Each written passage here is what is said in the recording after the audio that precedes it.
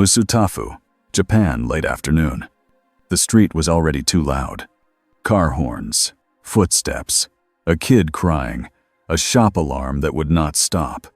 Then the sound changed. A deep crack rolled across the sky like a giant piece of glass snapping. People looked up. Clouds split apart in a jagged line, and red lightning crawled across the air in thin, angry branches. It was not normal lightning. It did not fall straight down. It moved like it was searching. Aizawa Shota stood on the edge of a rooftop with his capture scarf loose around his shoulders. His hair lifted in the wind. His eyes narrowed. "This is not a weather quirk," he said under his breath. Below him, the reason he was here got worse. A villain with metal braces wrapped around both arms was planted in the middle of the street. He punched the ground again and again, and every hit sent a ripple through the road. The pavement bent upward like a wave. Store windows burst. A city bus tilted hard, its back wheels lifting off the ground. People screamed and ran, but there was nowhere clean to go. A light pole snapped and fell. A chunk of concrete slid down a building face like a giant rock. Aizawa jumped. He dropped fast, landing in a crouch on a street sign, then onto the hood of a parked car. He kept his eyes locked on the villain. "Stop," Aizawa called out, voice calm and flat. "You're going to kill someone." The villain grinned, wild-eyed. "That's the point." Aizawa's eyes turned red. Erasure activated.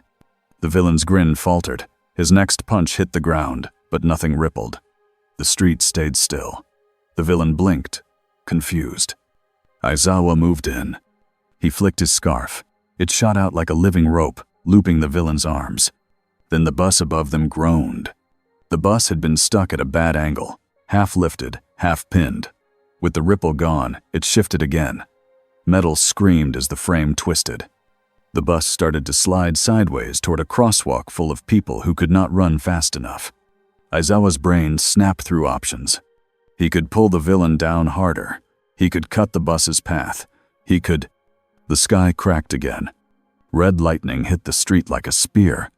For half a second, everything froze. Then the world broke into motion that no one could follow. A red and gold blur appeared on the roof of the bus. No one saw him climb. He was simply there. Aizawa saw a shape, bright lightning licking off it, and then that shape was gone and in 3 places at once. It was not a teleport. It was movement so fast it looked like cheating. The bus slid. The blur ran along its side like it was flat ground. A hand touched the bus frame, and the metal stopped shrieking. Not by force, by control. By tiny shifts, like someone holding a heavy box and turning it the right way. People in the crosswalk blinked. One moment, the bus was coming at them.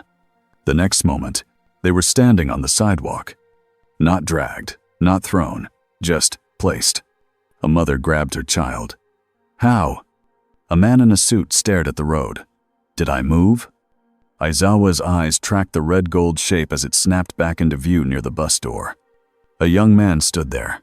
Mask, white-eye lenses, red suit with gold lines, a small lightning bolt symbol. He spoke, but the words came out too fast at first, like a broken radio. "Okay, hi everyone, it's okay, please stay." He stopped himself. He took one slow breath, like he was forcing his body to match the world. "Okay," he said again, clearer. "Everyone's okay. Please stay back." The villain yanked at Aizawa's scarf. "Who the heck is this?" The red-suited stranger turned his head. Aizawa felt something strange right away. Not bloodlust, not panic. Focus. Worry. The kind of worry heroes get when they see a room full of people and know one mistake will hurt them. The stranger looked at the villain, then at Aizawa. "Hey," he said, voice friendly but tense. "You the local hero? Great. Love that." He pointed at the villain's braced arms. "Maybe don't punch the earth again, okay? It's not great for anyone." The villain snarled. "Shut up." He tried to swing a braced arm at the stranger. Aizawa's eyes stayed red. Erasure stayed on. The villain's quirk was off, but his arm was still heavy and mean. The stranger's head tilted a fraction. Then the villain's fist moved through empty air. The stranger was behind him. No flash. No boom. just gone and there. Aizawa watched the stranger's hand tap the brace. Once, twice, 3 times. The brace came apart. Screws fell out like loose coins. Plates slid off. The villain stared at his own arms like they had betrayed him. What did you do? The stranger stepped back. I unscrewed you. He sounded almost surprised it worked. Red lightning crawled up his gloves and faded. Aizawa's instincts screamed. Power like this did not appear without a reason. The stranger turned, looking up at the storm that had brought him. His body tensed. His hands flexed. This isn't Central City, he whispered, so quietly only someone close would hear. Aizawa moved a step closer. Who are you? The stranger's head snapped back down. For a second, he looked like a kid caught sneaking out. Then he straightened, trying to be brave. I'm the Flash, he said. And before Aizawa could answer, the stranger's eyes went past him. Past the villain. Past the street. Like he was hearing something no one else could hear. His face changed. Fear. Not for himself. For someone else. Something else is happening, he said. Far away. A lot of people. Aizawa's eyes narrowed. How do you know that? The Flash swallowed. I just know. Red lightning sparked again. Aizawa's scarf tightened on the villain, but his attention was already shifting. If this was a trick, it was the most dangerous kind. The Flash took one step back. I'm sorry, he said, and it sounded real. I can't stay. Then he was gone. A shock of wind rushed down the street. Papers flew, dust lifted. Aizawa spun, scanning rooftops, alleys, the sky. Nothing. Only the red lightning storm above, now thinning like it was running out of breath. Aizawa stared at the empty street and made a decision. Whatever that was now his problem. As in woman's 70s of rapsins together. By the time the police tape went up and the injured were moved, the story had already started spreading. People in Masudafu posted shaky videos. Most of them showed nothing but a red blur and a loud crack of air. Some showed a clear shape for a single frame. Red suit, gold lines, bright lightning. The comments filled up fast. New hero. Secret weapon. Villain. Alien. Aizawa did not care about comments. He cared about patterns. And nothing about this fit. Nezu agreed, which meant it was serious. They did not take the Flash to a normal station. They brought him to U.A. Aizawa walked beside him through a quiet hallway, past thick doors and heavy locks. The Flash moved slowly now, on purpose. Aizawa could tell it was taking effort, like a person holding back a sneeze. Thanks for not tackling me, the Flash said. Aizawa didn't look at him. I didn't know if I could. The Flash let out a short laugh. It sounded nervous. Fair. Recovery Girl was there, but she did not touch him. Not yet. Not until they understood what he was. Nezu sat on a chair that was far too big for him. Paws folded, eyes bright. All right, Nezu said pleasantly. Welcome. Please do not run through our walls. The Flash lifted both hands. No promises if someone screams. That was not a joke, Aizawa said. The Flash's shoulders dipped. Yeah, okay. Sorry. Nezu tilted his head. We are curious. Are you a quirk user? The Flash hesitated. Aizawa caught that pause. Not fear, not lying, more like choosing words. In my world, the Flash said carefully, people have powers too.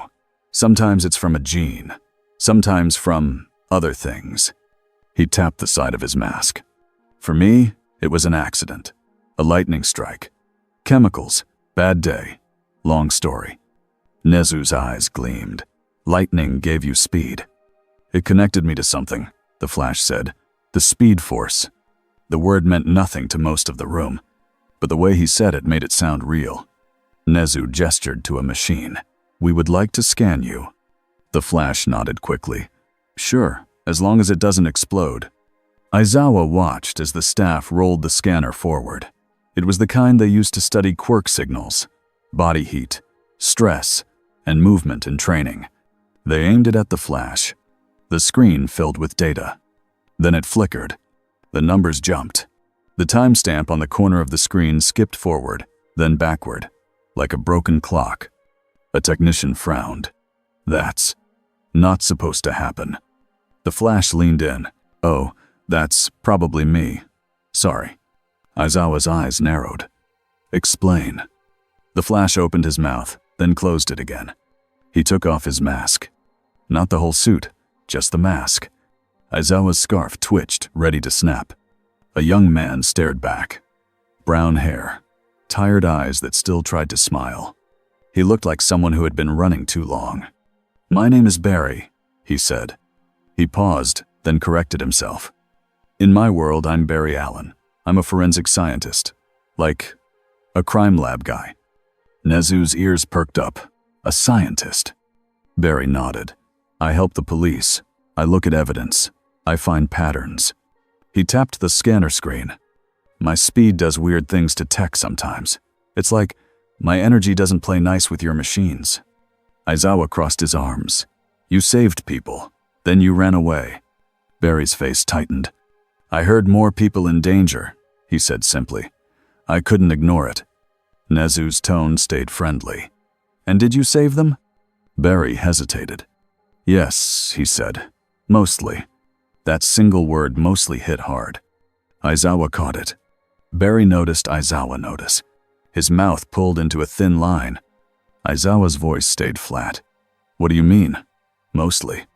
Barry looked down at his gloves. "In my world," he said, "I've learned something." He swallowed.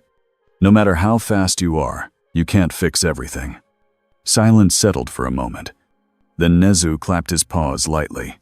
"Very honest. I like honest." He leaned forward. "Now, Barry Allen from another world.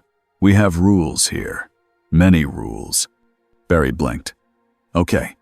Nezu smiled wider. "Rule 1. We must make sure you are not a danger." Barry nodded quickly. "Fair." Aizawa stepped forward. "I'm going to test something." Barry's eyes flicked up. "Okay." Aizawa's eyes turned red. "Erasure." He stared hard at Barry. Barry waited. Nothing changed. The red lightning that had been faint around Barry's fingers stayed faint. Barry's heartbeat didn't spike. His muscles didn't go slack like a quirk had shut off. He looked at Aizawa's eyes and then gave a small, apologetic shrug. "I don't think that works on me," Barry said. Aizawa felt the room shift. Fear, respect, alarm. Because in this world, erasure was a big answer, a safety switch. And Barry did not have that switch. Nezu noticed the mood. He didn't scold it. He used it. "All right," Nezu said. "That tells us something important. Your power is not a standard quirk." Barry lifted both hands again. "I'm not here to hurt anyone." Aizawa stared at him. Intent is not a lock. Barry didn't argue. He just nodded like he accepted it. That made Aizawa more uneasy, not less. Most liars pushed back. Barry looked around the room. His gaze lingered on the doors, the walls, the cameras. He was tracking exits without meaning to. Then he forced himself to stop. "I can help," Barry said. "That's what I do. I help." Nezu's eyes softened a little. Helping is good. Helping without trust is messy. As if the universe wanted to prove that point, a loud beep came from the scanner. A technician stepped back, pale. "The clock data is worse now," they said. On the screen, the timestamp stuttered. 12 hours, 41 minutes and 8 seconds. 12 hours, 41 minutes and 9 seconds. 12 hours, 41 minutes and 3 seconds. 12 hours, 41 minutes and 10 seconds. It was like the machine could not agree on what now meant. Barry stared at it. His face went distant for a second, like he was remembering something he hated. "Don't," he whispered to himself. Aizawa caught that too. "Don't what?" Barry blinked back into the room. "Nothing." Nezu tapped the table. "We will also contact the Hero Commission." Barry's face made a sound without words. Not anger, just tired. "More rules?" he asked. "Yes," Nezu said cheerfully. "So many." Barry sighed. "Okay, I'll try." Aizawa did not miss the word try. "Thanks for it, those." Izuku Midoriya was not supposed to be here. He knew that. Everyone had told him that. But Nezu had called him anyway. Izuku sat on a chair near the wall, hands on his knees, trying not to vibrate out of his own skin. A man from another world. A hero name he recognized from old comics online. No, that didn't make sense here. He couldn't recognize him. Not yet. That was the point. Still, the name felt familiar in his brain. Like a story he almost remembered. Barry glanced at Izuku and gave a small wave. Izuku waved back too hard. Hi. Hello. Sorry. I'm Midoriya Izuku, student at UA. Barry smiled. It was a real smile this time. Hi, Midoriya. Nice to meet you. Izuku leaned forward, eyes shining. You moved people without hurting them, Izuku said quickly. Even when the bus was sliding and the street was breaking. That control is incredible. Also, the way you dismantled the brace was that speed plus fine motor control. How do you see things fast enough to do that? Barry blinked. Then he laughed, surprised. You sound like me, Barry said. Izuku froze. I do? Barry nodded. I ask too many questions too. Izuku's face went red. Sorry, this is important. It's okay, Barry said gently. It's good. Aizawa watched the exchange with narrowed eyes. Midoriya was good at reading hearts. That was a strength. It was also a weakness if the wrong person used it. Barry turned to Izuku. So, this world, people have quirks. Yes, Izuku said. Most people do. Heroes have licenses. There are laws about how and when you use your quirk. It's a whole system. Barry's smile faded a little. A license, he repeated. Izuku nodded fast. Yes. If you act without one, it can be illegal. Even if you are helping. Barry stared at the floor. Aizawa could almost hear the gears in his head grinding. In Barry's world, a good person helped because someone needed help. In this world, helping was also paperwork. Nezu slid a stack of forms onto the table. Barry looked at the stack like it was a villain. What is that? He said. Nezu beamed. Welcome forms. Barry's head tipped back. Oh no. Recovery girl snorted. He's dramatic. Barry grabbed a pen. All right, he said, trying to be brave. I can do paperwork. I can do paperwork. He started to write. His hand moved fast, too fast. The pen squeaked. The paper smoked a little at the tip. The ink streaked like someone had dragged it through water. Barry froze. Okay, he said, slower. Aizawa's mouth twitched almost invisibly. Barry tried again, slower. The letters were neat now. I can do this, Barry muttered. I fought a talking gorilla once. I can do a form. Izuku's jaw dropped. A talking. Barry stopped. Sorry. Different world. Nezu leaned in. Tell us about your world. Barry's face softened again, but his eyes stayed tired. He spoke in simple beats, like he was giving a report to himself. I was a normal kid, he said. My mom died when I was young. My dad was blamed. Izuku's throat tightened. Barry went on, steady. I grew up wanting to know the truth. I became a forensic scientist. Then I got hit by lightning in my lab. I woke up, different. He flexed his fingers. I became fast, very fast. Nezu's voice stayed gentle. And you became a hero. Barry nodded. Yeah, I did. I wear a mask because my enemies would hurt people I love. Aizawa watched him closely. That part was real. Aizawa understood that. Barry's gaze flicked toward the scanner again, like it bothered him. And you came here by accident? Nezu asked.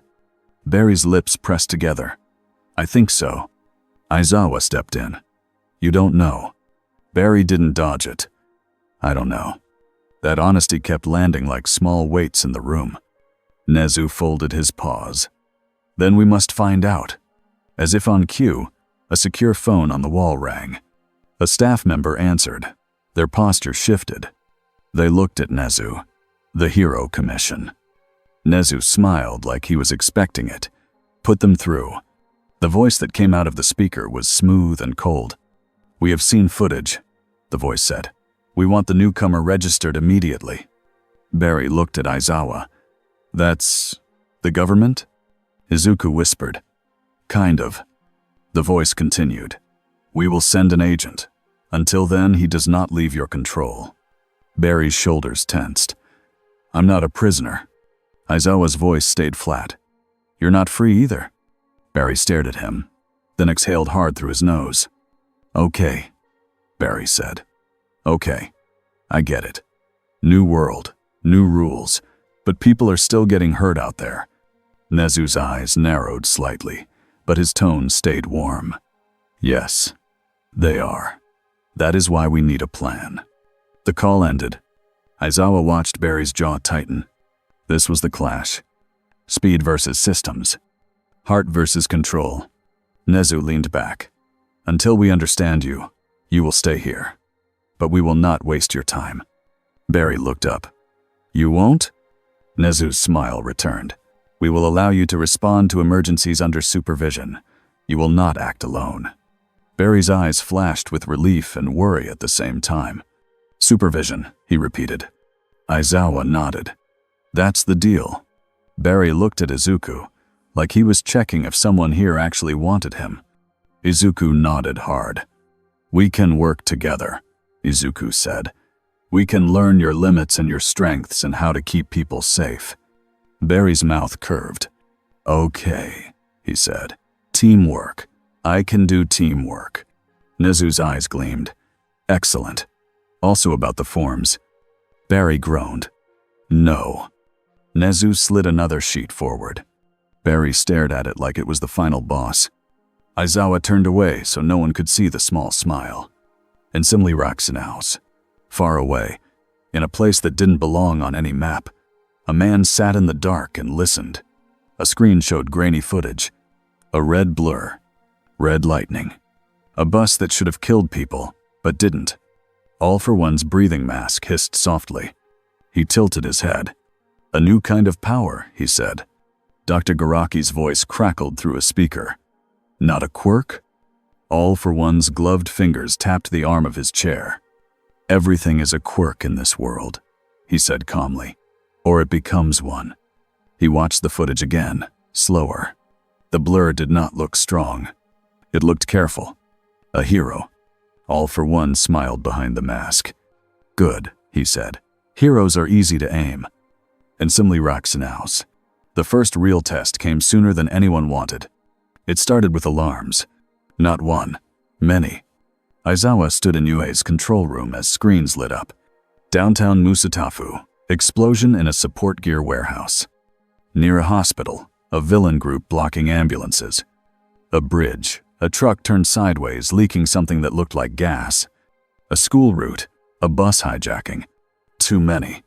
This was not random. Nezu's ears flattened. This is coordinated. Aizawa's eyes sharpened.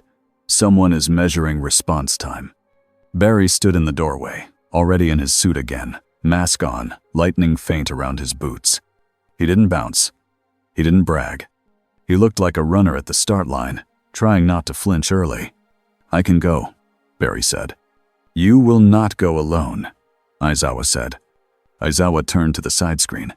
Hawk's face appeared. He was already outside somewhere, wind pulling at his blonde hair. I'm seeing the same thing, Hawk said. His voice was light, but his eyes were sharp. This is a stress test. Endeavor's voice came through another channel, rough and hot. I'm heading to the warehouse.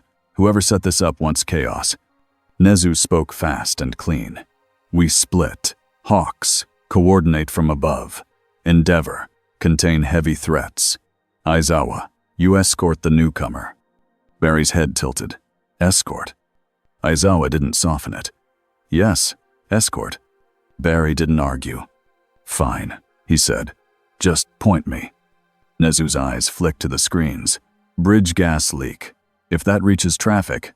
Barry was already moving. Aizawa's scarf snapped out and wrapped around Barry's wrist like a leash.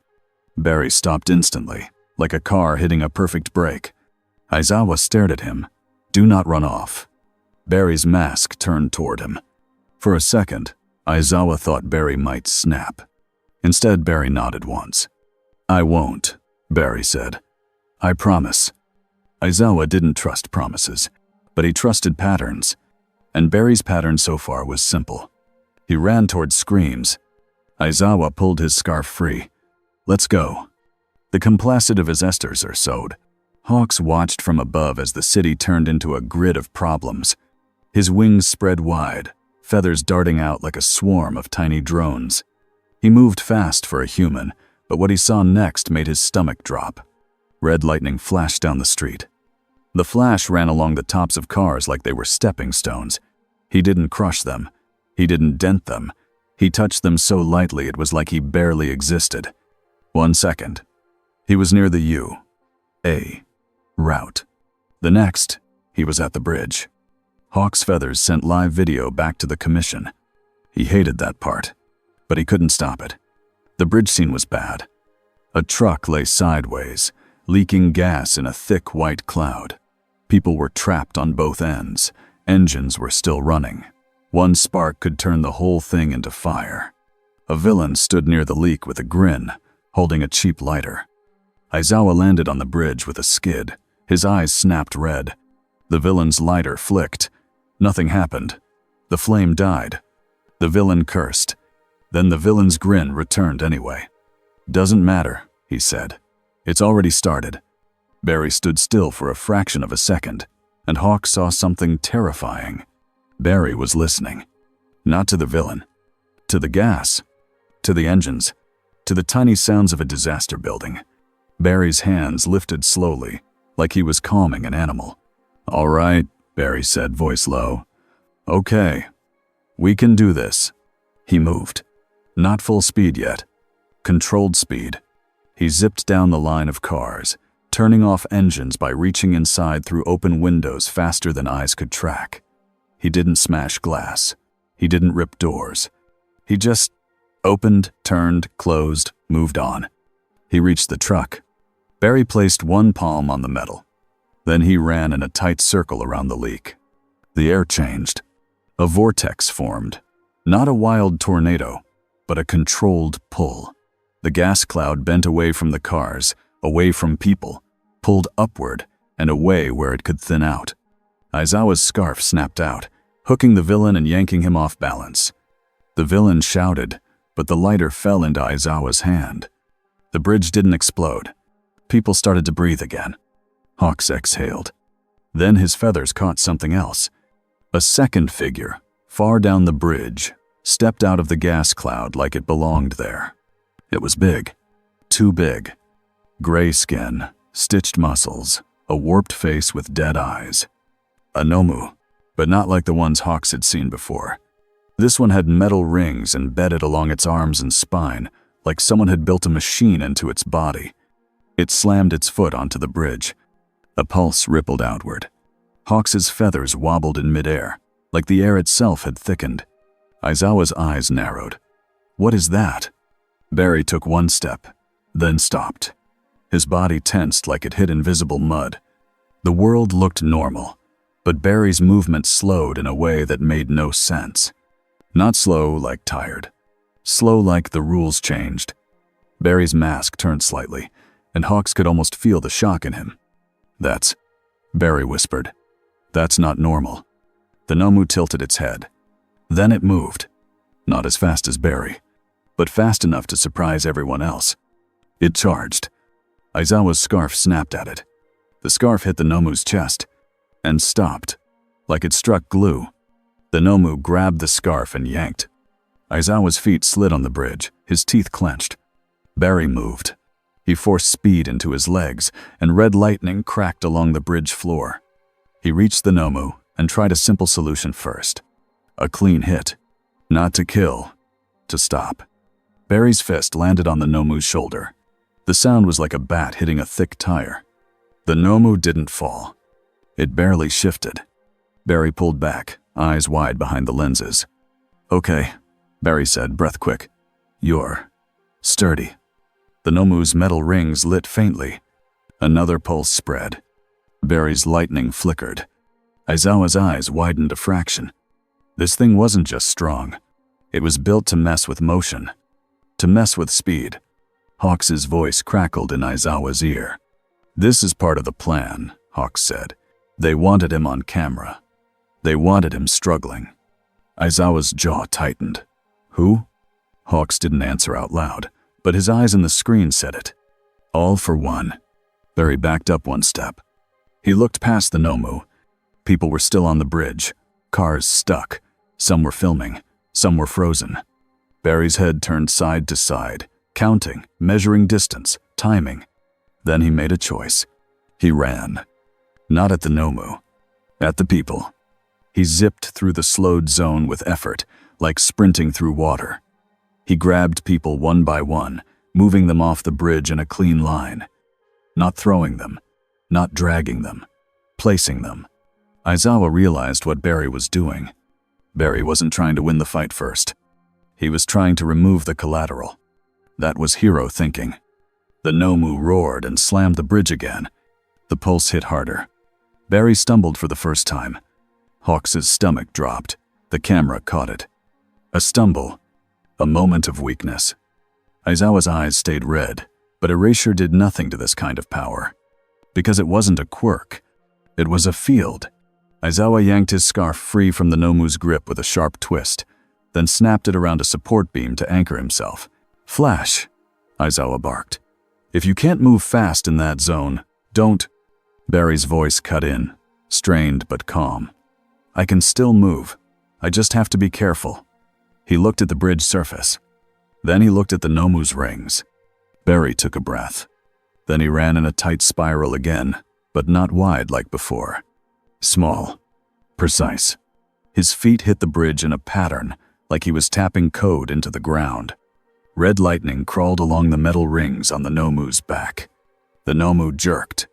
Its head snapped toward Barry, confused, like it was suddenly hearing something it didn't like. Barry's hands lifted. He vibrated them. Not violently. Just enough. He phased his hands through the air until they blurred. Then he placed them on the metal rings. Aizawa's eyes widened. "Don't." Barry's hands sank into the rings. For a split second, Hawks thought Barry was going to rip the machine out of the Nomu. But Barry didn't yank. He turned, like unscrewing a jar. The rings twisted. The Nomu screamed. The field pulsed, then sputtered like a dying light. Barry yanked his hands back, and the rings tore free in pieces, falling to the bridge with a heavy clank. The invisible mud vanished. Barry's speed snapped back so hard the air cracked. He moved behind the Nomu and hit it again, this time with a clean, controlled blow right behind the knee. The Nomu's leg buckled. It dropped to one knee. Aizawa's scarf wrapped around its throat and arms in a tight bind. Hawk's feathers pinned it from above like a net. The Nomu fought, thrashing, but its field was gone. Barry stood there, chest rising and falling, lightning crackling around his boots. He looked at the trapped people on the far end of the bridge, then at Aizawa, then at the camera, drones, and phones. He knew he was being watched. He forced himself to slow his breathing. "We need to move it," Barry said. "Somewhere safe, before it gets up again." Aizawa stared at him. "You just did something you didn't explain." Barry's voice went quiet. "Yeah." Hawks's voice cut in again, urgent. "More problems," Hawks said. "Warehouse fire is spreading. Hospital route is blocked. And," he paused, "there's something else. A signal, like they're testing a second wave."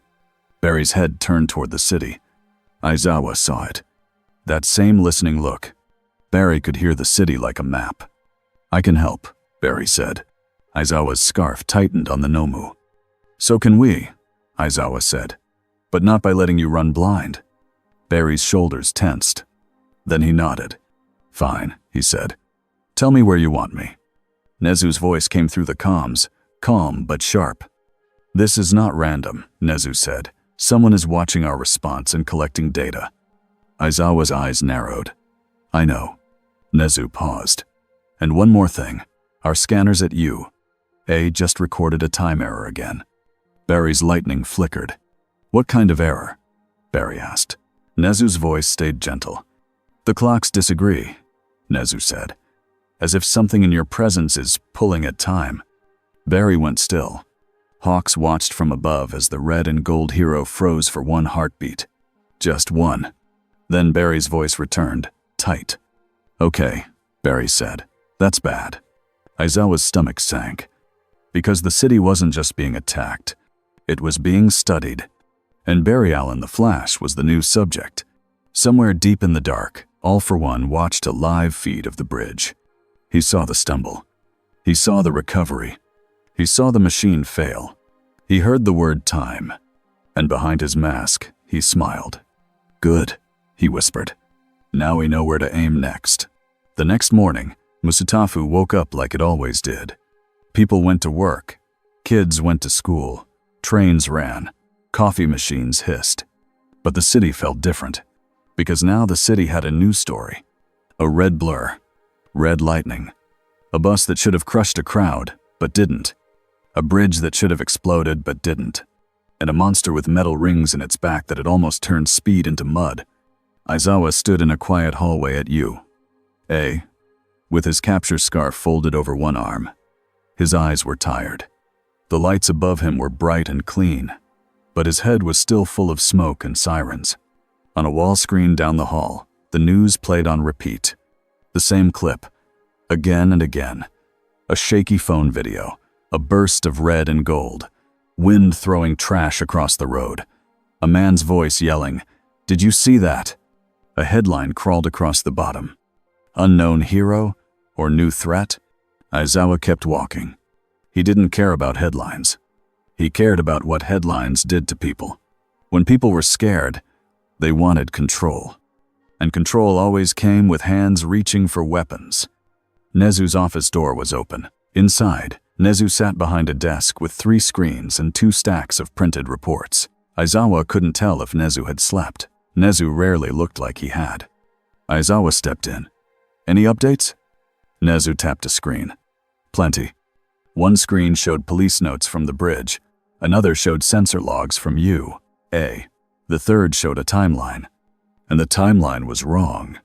It had gaps. It had repeats. A timestamp that jumped backward by 7 seconds, then forward by 12. Nezu's eyes narrowed, not in fear, but in interest. "This," he said, "is the problem that worries me most." Aizawa leaned closer. "The clocks." Nezu nodded. "They disagree when he is near our systems. Not every system, but many. That suggests something consistent." Aizawa's jaw tightened. "Time." Nezu folded his paws. "Or at least our ability to measure time." Aizawa's eyes drifted to the stack of paper. "And the commission?" Nezu's smile was small. "They are also consistent." As if summoned by the words, the phone on Nezu's desk lit up. Nezu answered. The voice that came through was polite in the way sharp knives could be polite. "We appreciate UA's cooperation," the voice said. "We will be sending a representative today." Aizawa didn't move. He listened. "Our position is simple," the voice continued.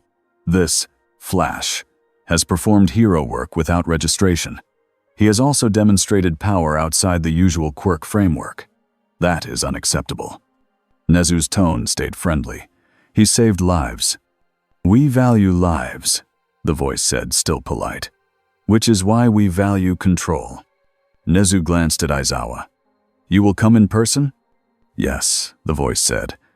"We will discuss containment, licensing, and a plan for public messaging." The call ended. Aizawa exhaled once through his nose. Containment. Nezu's eyes stayed bright. "They will try to put him in a box."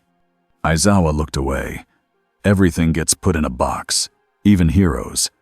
Nezu's smile faded for a moment. "Yes, that is one of our world's habits." Aizawa turned toward the door. "Where is he?" Nezu pointed his paw toward a side hallway, filling out forms. Aizawa's scarf twitched. "You gave him more?" Nezu's smile came back. "It is useful. If he can accept small limits, he is less likely to break big ones." Aizawa didn't argue. He just walked. He found Barry Allen at a small table in a training prep room, surrounded by paper. Barry had his mask off. His hair was messy. His suit was half open at the neck like he'd pulled it down to breathe. A pen sat between his fingers like it was a weapon he didn't trust. He wrote a line, stopped, looked at the line, then crossed it out and wrote it again, slower. Aizawa watched for a second.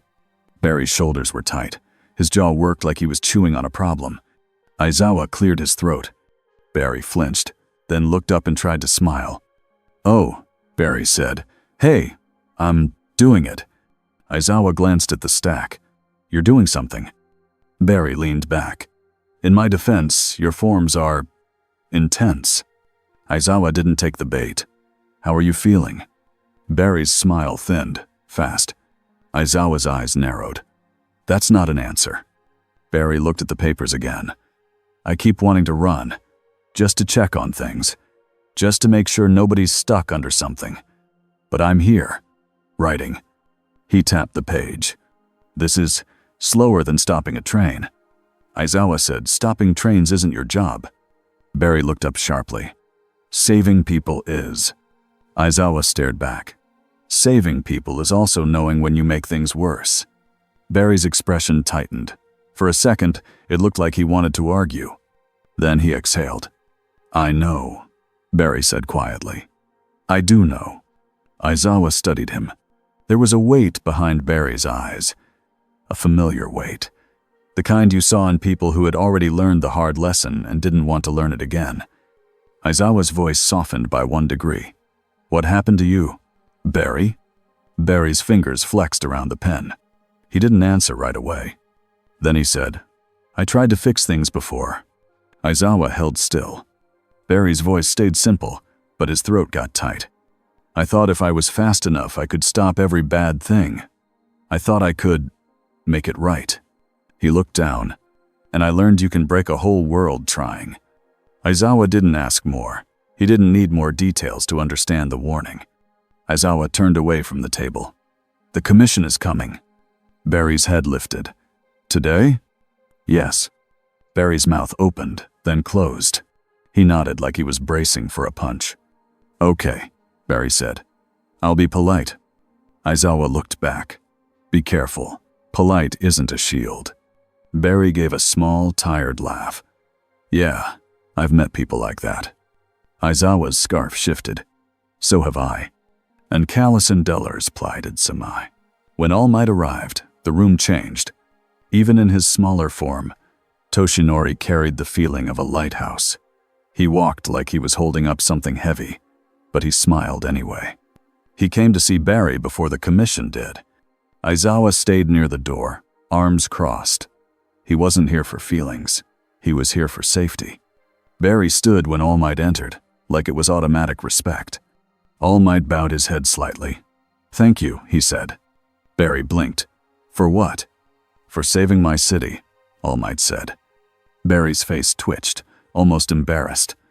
"I just did what needed doing." All Might smiled. "That is what a hero says when he means it." Barry's shoulders loosened a little. All Might's voice stayed gentle. "You are far from home. You must feel alone." Barry swallowed. "I'm trying not to think about it too much." All Might nodded like he understood that trick. "That can work. For a while." Barry looked away. "People keep looking at me like I'm a bomb." All Might's smile faded. "They look that way at anything they do not understand." Barry's eyes narrowed. "And you? What do you think?" All Might didn't dodge. "I think you are a hero," he said. "And I also think heroes can hurt people if they act without care." Barry's mouth tightened. "So, rules." All Might lifted a hand. "Not just rules. Trust." Barry stared at his own hands. All Might continued. "In my world, I was a symbol. That helped. But it also created a danger. People stopped believing they could stand without me." Barry's brow furrowed. "That's not—" All Might cut him off gently. "It is not your fault if people rely on you, but it becomes your responsibility once you see it." Barry was quiet. Aizawa watched him carefully. Barry wasn't angry. He was thinking. All Might stepped closer. "You move fast. That is your gift." Barry nodded. All Might's eyes sharpened. "Then you must also learn to slow down when it matters." Barry let out a breath. It's hard. All Might smiled again. Yes. Then All Might leaned in just slightly, his voice softer. If you ever feel like you might do something dangerous, he said, you must tell someone. Aizawa's eyes narrowed. Dangerous how? Barry's face flickered. Fear, not of villains. Fear of himself. I don't time travel anymore, Barry said quickly. Aizawa's heart ticked once. Time travel. Barry realized what he'd said. He froze, then forced himself to keep going. In my world, Barry said, voice low, I made choices that hurt people. Not because I wanted to, because I thought I could fix pain. He shook his head once. You don't fix pain with a shortcut. You just move it. All Might's voice stayed firm. Then do not take shortcuts here. Barry nodded. I won't. Aizawa didn't miss the word. Won't. Not can't. Won't. It was a promise. Aizawa still didn't trust promises, but he respected that Barry made one anyway. In Ogruva, the commission representative arrived with a smile and 2 guards. They didn't bring guns. They didn't need to. The room itself was a weapon when people in suits owned the rules. The representative introduced herself with a clean bow and a clean voice. Her eyes were polite. Her tone was polite. Everything was polite. And everything felt like a trap. Thank you for your cooperation, Principal Nezu, she said. Nezu returned her bow. Always happy to support public safety. She turned to Barry. Barry stood straight, hands at his sides.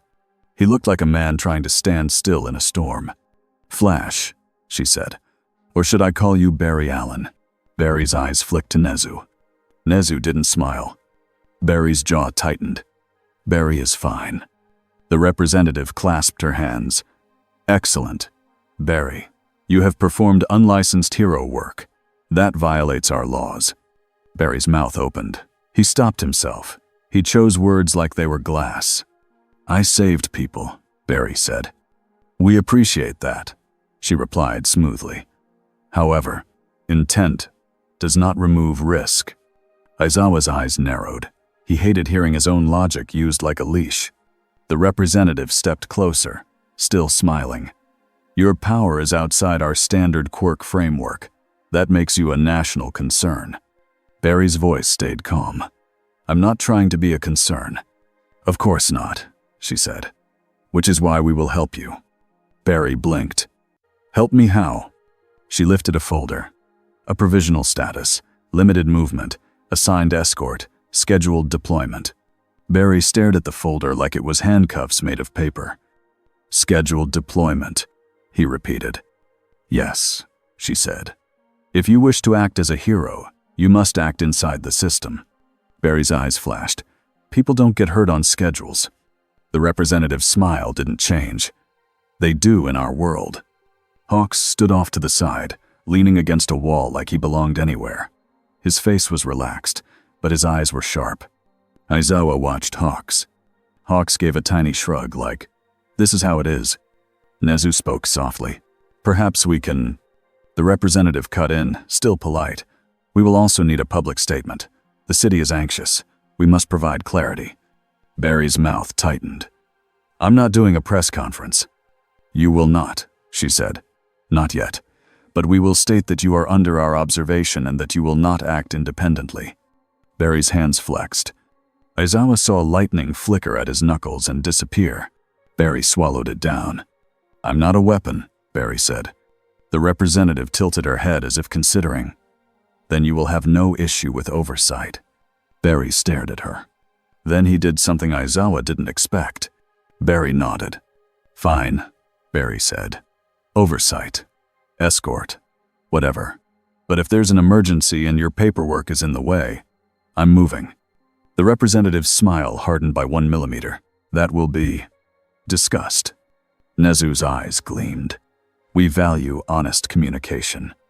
The representative nodded. Then we should also discuss the incidents where your presence caused technological disruption. Barry's stomach tightened. The clocks. Yes, she said. That kind of instability is dangerous. Barry's voice went quiet. It's not instability. It's me. The representative's eyes sharpened. Explain. Barry didn't. Not fully. Because he couldn't explain the speed force in a way this world would accept in a 1-minute answer. And because if he said the wrong thing, he could start a panic he couldn't outrun. Aizawa watched him struggle and felt the tension snap tighter. Not because Barry looked guilty. Because Barry looked like he knew a secret he feared. This is a whine of the Tenorises. That afternoon, the trap began. It didn't feel like a trap at first. It felt like a normal call. A train line in trouble. A support gear lab accident. People stuck inside. Barry heard it through the U.A. channels and went still. He didn't even pretend he wasn't listening. He listened like the city was speaking directly into his bones. Aizawa stood beside him. We go together. Barry nodded. Yes. They arrived at a station near the industrial edge of Musutafu. It was less crowded than downtown, but there were still people. Workers, students, families. A loud alarm was going off inside the station building. Smoke leaked from a side door. Aizawa's eyes turned red as he scanned. He saw a villain small-time, nervous, holding a detonator with shaking hands. The villain shouted, "Back off, back off!" Aizawa's erasure snapped on. The villain's quirk cut off, but the detonator was not a quirk. It was a machine. Barry's shoulders tightened. I can take it. Carefully, Aizawa warned. Barry moved. He didn't vanish at full speed. He moved in a controlled burst, a clean line. He was at the villain. Barry's hand touched the detonator. He didn't yank. He didn't punch. He twisted it away like taking a toy from a toddler. The villain blinked, shocked. Then something exploded inside the station. Not from the detonator. From a different point. A hidden charge. Smoke blasted out. People screamed. Barry's head snapped toward the sound. Aizawa saw it too. The villain was bait. Barry's lightning flared. Aizawa grabbed Barry's wrist with his scarf. Barry stopped instantly again, like he respected the pull even when his body wanted to run. Aizawa's voice was harsh. Look. He pointed. Across the street, a camera drone hovered, small and silent, watching. Barry's eyes narrowed. They're filming. Aizawa's jaw clenched. They want a shot of you losing control. Barry stared at the smoke pouring out of the station. Inside, people were trapped. Aizawa's scarf loosened. Go, Aizawa said. Barry didn't hesitate. He was gone. Aizawa moved in after him. Slower, ready to erase quirks in the chaos. Inside the station, the world became smoke and shouting. Barry's speed made him a streak of red light cutting through gray air. Aizawa could barely track him. Barry swept people out in waves. He found a child under a bench, carried her out, came back, found an older man pinned by a fallen sign, lifted it just enough to pull him free. He worked like a machine built for kindness, but the fire wasn't natural. The smoke thickened too fast. Aizawa's instinct screamed. Chemical. A villain plan, not an accident. Barry reached a back corridor, and his body stiffened. He stopped so hard Aizawa saw his boots skid. Barry stared at the wall. Aizawa followed his gaze. A symbol had been painted there in black soot, a jagged shape like a grin. A message. Barry's voice went quiet. This was staged. Aizawa's eyes narrowed. Yes. Barry turned his head, listening again. His mask tilted. There's a second charge, Barry said, under the tracks. Aizawa's stomach dropped. If that goes off, the whole platform collapses, Barry finished. Barry moved. This time, he went full speed. Not reckless. Focused. Aizawa's eyes couldn't follow him. He saw only flashes of red lightning. Then the ground shook. Aizawa's heart jumped. But it wasn't an explosion. It was a controlled release. Barry had found the charge and thrown it into a safe containment space outside, deep into an empty construction pit where it could blow without crushing people. The sound rolled, distant. Aizawa exhaled. They got everyone out. They stopped the fire. They prevented the collapse. It should have been a clean win. Then the footage hit the internet. Not the footage of Barry saving people. Not the footage of him preventing the collapse. Different footage. Clean footage. Too clean. A video from an angle that made it look like Barry had been the one to bring the smoke. A clip that showed red lightning near the back corridor and then cut away right before the first charge went off. A headline. Flash causes panic at station. Aizawa stared at the screen in Nezu's office later that night, anger cold in his chest. Nezu's eyes were sharp. It is edited. Hawks stood with his hands in his pockets, looking tired. And it's spreading faster than we can correct it. Barry stood by the door, mask off, face pale. He didn't look angry. He looked sick. "They're making me the story," Barry said quietly. Aizawa's voice was flat. "They want fear." Barry's eyes flicked up. "Why?" Hawks answered before Aizawa could. "Because fear makes people accept control." Barry stared at him. Hawks shrugged. "That's not me endorsing it. That's me explaining it." Barry's hands clenched. Red lightning sparked and died. Nezu spoke softly. "Barry, what do you want to do?" Barry swallowed. His eyes slid toward the window, toward the city lights, toward 1,000 places where he could run and make the next problem stop. "I want to fix it," Barry said. "I want to run back 10 minutes and—" He stopped himself. His whole face tightened like he'd grabbed his own mouth. Aizawa's eyes narrowed. "Run back." Barry looked at Aizawa, panic in his eyes now. "No," Barry said fast. "No, I'm not doing that. I'm not." He took a breath. "I'm not breaking time," Barry said, voice shaking once. "Not again." Aizawa felt the weight of those words settle into the room. All Might stepped forward. He'd been silent, listening.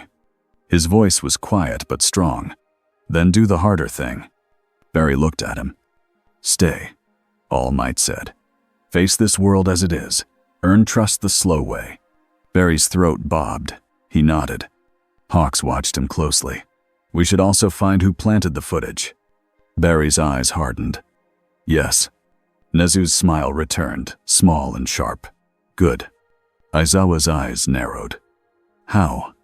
Barry answered without thinking. "Evidence." The word landed like a key. Barry's shoulders straightened. "I'm a forensic scientist," he said. "I don't just run. I investigate." Aizawa stared at him. This wasn't about being fast. This was about being stubborn. About not letting a lie become the world's truth. Nezu's eyes gleamed. "Then we pivot." Barry nodded once, hard. "Give me the footage," he said. "Give me sensor logs. Give me anything you have from the bridge, the station, the Nomu rings. Anything." Hawks raised an eyebrow. "You sure?" Barry's eyes were steady. "I can't punch a rumor." Aizawa felt something shift. Not trust. Not yet. But a path. A plan. And somewhere far away, in a dark room full of screens, All for One watched Barry's face in a live feed. He listened to the words. Evidence. Investigate. Time. All for One's mask hissed. He leaned back. "He is careful," All for One said. Garaki's voice crackled. "Then we push him into a choice." All for One's gloved fingers tapped the armrest. "We don't beat him with strength," he said. "We beat him with timing." His smile was calm. "We make his speed useless." Veritendus. Barry's lab at UA started as a corner table. It became a small battlefield of paper, wires, and sealed evidence bags. Nezu gave him a room with thick walls and a sign that read, "Temporary Research Space." Aizawa insisted on a camera in the corner. Hawks insisted on 2. Barry didn't fight it. He was too busy. He wore normal clothes now, not his suit, and somehow that made his energy feel even louder, like he was a storm trying to sit politely in a chair. He laid out the pieces from the bridge incident. Shards of metal ring, a smear of strange residue, bits of wiring that shouldn't exist in a normal Nomu. He laid out station evidence. Chemical traces from smoke, brand marks on explosive parts, tiny flakes of paint from the soot symbol. Midoriya sat across from him with a notebook open, eyes wide. "This is incredible," Midoriya whispered. Barry glanced up. "Welcome to my comfort zone." Midoriya blinked. "Comfort zone?" Barry gestured at the table.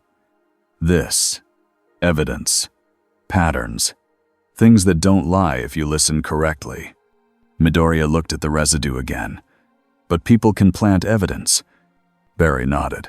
They can, which means you look for the parts they don't think about. Tiny mistakes, tiny habits. Aizawa watched from the doorway. Barry wasn't acting like a villain. Villains didn't choose patience when speed was an option. Then the door burst open. Mei Hatsume rolled in like a cannonball with a toolbox bigger than her torso.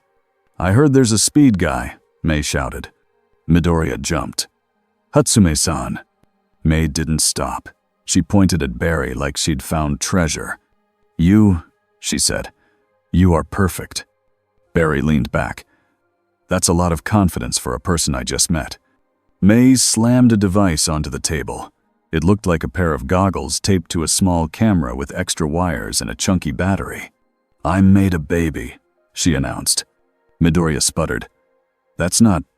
Mei waved him off. "It records motion in high detail. It won't turn into static when you move." "Maybe." Barry stared at it. "Maybe?" Mei grinned. "Science is brave." Aizawa stepped in. "No explosions." Mei saluted. "No promises." Aizawa's eyes narrowed. Mei quickly added, "Small explosions." Barry held up both hands. "Okay, how about we test it in a safe room first?" Mei beamed. "Yes. Speed test." Barry sighed. "This is my life now." He put on the goggles. He moved. Not full speed. Just a short burst across the room. The goggles didn't melt. The camera didn't die. The device recorded a clean blur, but it also recorded something else. A faint red lightning pattern in the air. A trail. Barry slowed to a stop, breath steady. He took off the goggles and stared at the playback. Midoriya leaned in, eyes shining. It caught it. Mei punched the air. "My baby is strong." Aizawa watched Barry's face. Barry didn't look proud. He looked worried, because the lightning trail wasn't random. It had a shape, a rhythm, like a fingerprint. Barry's voice went quiet. "If I leave this behind everywhere, they can track me." Aizawa's eyes narrowed. "Can they?" Barry paused. "Not in my world. Not easily." He looked at the Nomu ring shards. "But if someone here is building machines that mess with motion, maybe they can." Nezu's voice came through a speaker in the room, calm as ever. "That is a very good point." Barry turned toward the speaker. "Then we don't give them more." Nezu replied. "Then you must find them before they finish building." Barry's gaze dropped to the evidence again. He spoke like he was talking to himself. "The rings were custom," Barry said, "not normal metal. The residue is like a lubricant mixed with something else, something that reacts when I touch it." Midoriya asked, "React how?" Barry pointed at the scanner logs. "When I pulled them off, the field stuttered," Barry said, like the device was feeding off motion. Aizawa's eyes narrowed. "A kinetic drain." Barry nodded. "Or a motion lock.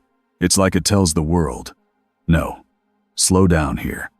Midoriya whispered, "That's terrifying." Barry's jaw tightened. "And smart." Mei leaned in, excited. "So we build something better?" Aizawa cut her off. "No." Mei pouted. "Yes?" Aizawa's voice stayed flat. "No building weapons based on him." Mei crossed her arms. "Fine. Tools." Aizawa didn't answer. Barry slid a small evidence bag toward Midoriya. "Look at this." Inside was a tiny fragment of plastic with a brand stamp on it. Midoriya squinted. "That's support gear manufacturing code." Barry nodded. "It's not from a big company. It's from a small supplier." Aizawa's eyes narrowed. "Black market?" Barry tapped the station explosive parts list. "Same supplier mark on one of these components." Midoriya's breath caught, so the same network touched both. Barry's eyes hardened. "Which means we can trace it." Aizawa stared at Barry. "With what? You don't have access to their database." Barry gave a small, grim smile. "I have legs." Aizawa's scarf shifted. "You are not running off into the city." Barry's smile didn't fade. "Then come with me." Aizawa held his gaze. Barry wasn't asking permission to play hero. He was offering a plan. Aizawa looked at Nezu's speaker. Principal? Nezu's voice was cheerful. We will be careful. And we will be smart. Hawks's voice chimed in from another channel. I can shadow you from above. Quietly. Aizawa exhaled. Fine.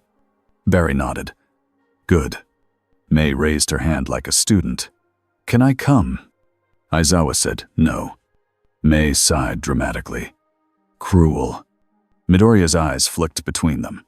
I can... Aizawa cut him off. No. Midoriya slumped. Yes, sir. Barry looked at Midoriya and spoke softly. Keep digging here. Find everything you can. If I miss something, you won't. Midoriya straightened like he'd been handed a mission. I will. Barry nodded once. Then he pulled his mask on. Obi Dooley. The city at night was a different beast. Less noise, more shadows, more places for bad deals. Aizawa moved on rooftops. Hawks moved higher, almost invisible. Barry moved between them, forcing himself to stay at human speed unless needed. They followed the supplier mark to a warehouse district. Not the big shiny kind, the older kind. Metal doors, rust, dim lights, trucks that came and went at odd hours. Aizawa's eyes turned red as they watched from a rooftop edge. Down below, men carried crates inside. No hero logos, no license plates on the van. Hawks's voice came through Aizawa's earpiece. I count 6, 2 inside at least. Aizawa's eyes narrowed. Barry, stay back. Barry's voice was a whisper. I can get in and out before they blink. Aizawa's scarf tightened around his shoulder. And if they have another field device? Barry's jaw tightened. He didn't argue. He nodded. Then we do it your way. Aizawa moved first. He dropped behind a stack of crates, silent. His scarf slid out, wrapping a guard's ankles and pulling him down without a sound. Barry appeared beside him like a ghost, eyes wide behind the mask. You're good, Barry whispered. Aizawa didn't respond. They advanced. Inside, the warehouse was packed with parts. Support gear shells, batteries, wires. Strange metal rings that looked too similar to the ones from the bridge. Barry's body tensed. That's them, he whispered. Hawks's feathers drifted in through a broken skylight, tiny cameras on the tips. Hawks's voice stayed calm. Take pictures, don't touch. Barry's hands flexed. He forced them to relax. Aizawa's eyes scanned deeper. Then he saw it.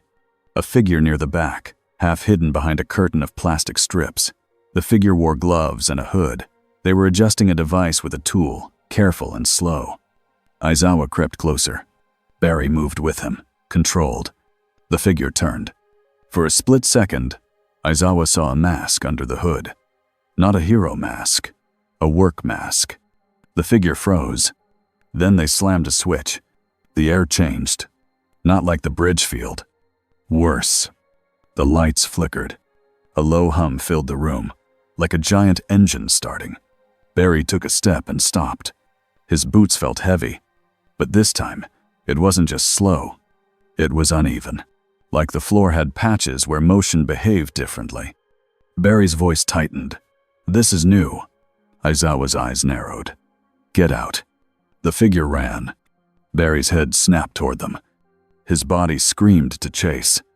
Aizawa's scarf snapped out and tried to grab the figure.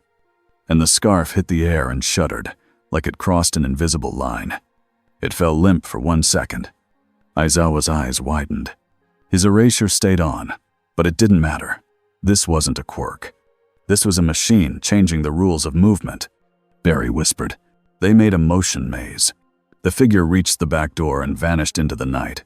Hawks cursed softly in Aizawa's ear. They're getting away. Barry's fists clenched. He could run. He could ignore the weird field. He could push through, take the risk. He could catch them. Then he heard something else. A small beep. A higher hum. Barry's head snapped toward the crates. His eyes widened behind the lenses. Bomb, Barry said. Aizawa's stomach dropped. Where? Barry didn't answer with words. He moved. He forced speed through the uneven air, stepping around dead zones where motion dragged, slipping through hot zones where motion surged. It looked impossible. It looked like watching a man run through a room where gravity kept changing. Barry found the device wedged under a crate stack. A timer blinked. 10 seconds. Aizawa lunged toward it, but the motion maze caught his foot. His body jerked as if the air grabbed him. Barry's voice was tight but calm. "I've got it." Aizawa's eyes narrowed. "Don't." Barry's hands moved fast. Not rip it apart fast. Disarm it fast. He didn't cut random wires. He read the device in a glance. He twisted the casing, popped a panel, pulled a battery. The timer died. Barry exhaled hard. Then he looked up. The figure was gone. Hawks's voice was low. "We got evidence, but we lost the tech." Barry's jaw clenched. Aizawa's voice was flat. "You chose civilians over a chase." Barry's lightning flickered. "Yeah," Barry said. He sounded angry and relieved at the same time. "That's the job." Aizawa stared at the motion maze device humming in the corner. He saw what it really was. Not a trap for Barry's body. A trap for Barry's heart. Because if Barry chased, people would die, and the world would blame him. If Barry saved people, the enemy escaped, and the world would still blame him. Aizawa's eyes stayed red as he turned to Barry. "This is aimed at you," Aizawa said. Barry nodded once. "I know."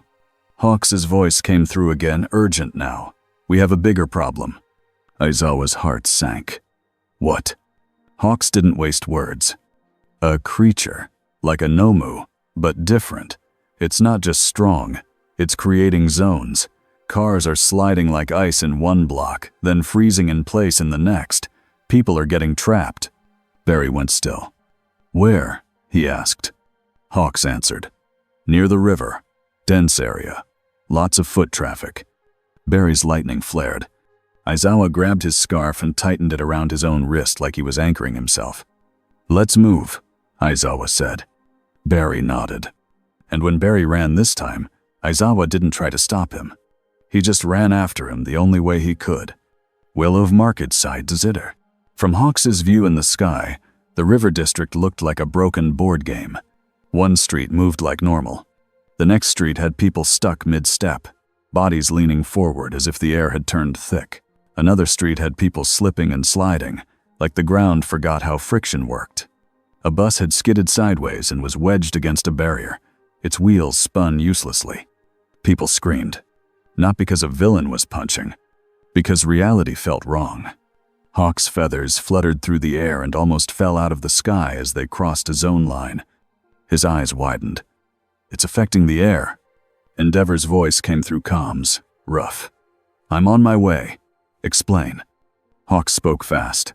"There are patches where motion changes, like the bridge field, but scattered. It's spreading." Aizawa landed on a rooftop edge and stared down. Barry stopped beside him, chest rising, eyes locked on the chaos. His voice went quiet. "That's resonance." Aizawa narrowed his eyes. "Explain." Barry swallowed. "In my world, speed isn't just legs. It's energy. If someone tries to copy it wrong, it can twist things." Hawks's feathers pointed toward the source. Down by the river walkway, a new Nomu-like creature stood on a concrete platform. It was tall and hunched, with cords and metal plates stitched into its back and arms. Its skin looked stretched. Its mouth hung open like it didn't understand breathing. But its eyes were not dead. They were focused. And around it, the air shimmered in waves. Each wave made a different patch of movement change. A slow patch. A slip patch. A stop patch. It wasn't just one field. It was many. Barry's jaw tightened. They built a motion bomb. The creature raised an arm and slammed its palm down. A wave shot out.